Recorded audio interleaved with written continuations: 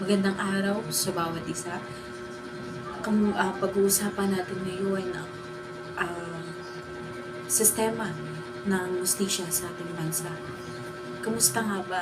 Kamusta nga ba ang sistema ng hustisya sa ating bansa?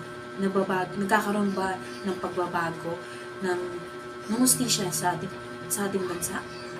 Nakakamit ba ng mga mamamayang Pilipino ang kanilang hustisya na para sa kanilang pamilya, para sa kanilang kaibigan na naaapi o naaabuso sa pagdating sa hustisya na hindi nila nakakamit.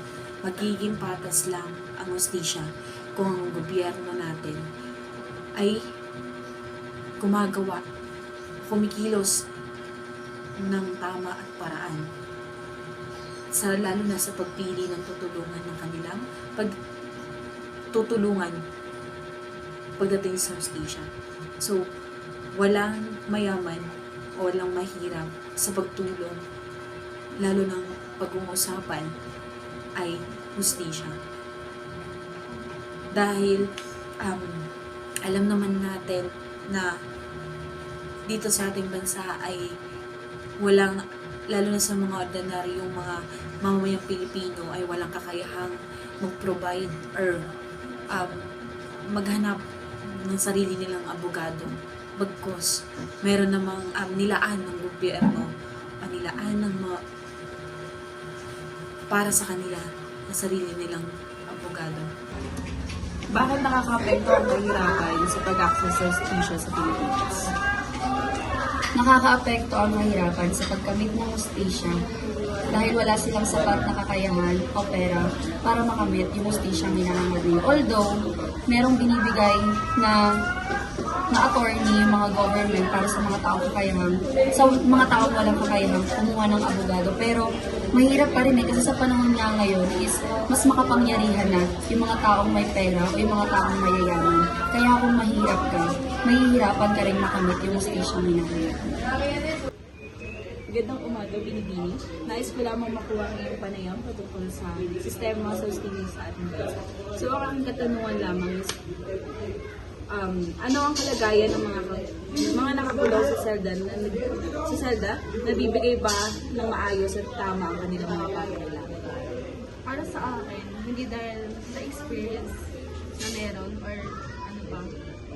Patuloy naman nakikita ko sa mga TV at sa mga news. Yung kalagayan ng mga tao sa selda is napakahirap at napakalungkot din talaga. Dahil hindi lang dahil nakakulong sila doon at dahil sa kasalanan nila, dahil sa kung ano yung experience na meron sila doon, kung ano yung lugar na pinagtutuluyan nila is ayun nga, masikip, like lahat ng mga nakakulong sama-sama talaga. So napaka-init nun. Kaya sa akin, pag-iisip ko, iba, tapos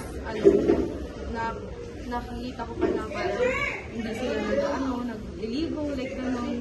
Wala nang proper hygiene, wala na ding maayos na pagkain kasi nga dahil yung mga nakakulong sila, like pangit yung trato na ng mga tao sa kanila, like dahil makasalanan sila kung parang hindi sila inaayos ng trato at saka kulang yung fans na meron yung mga nakakulong doon. So wala silang mga proper mga kinakain, wala silang maayos na nakakain. And also sa siyempre mahirap din dahil nalayo sila sa pamilya nila. So emotional, nakakalungkot kasi hindi na nakakasama yung mga pamilya nila at saka ayun lang. Naway may napulot kayong aral sa ating vlog ngayong araw na ito at naway nabuksan ng ating puso't isipan sa kung gaano kahalaga ang sistema ng hustisya sa ating bansa. Maging matalino at gamitin natin ang ating pinag-aralan sa panuktot ng sistema ng hustisya sa ating Pilipinas. Maraming salamat sa panonood. Hanggang sa muli, paalam!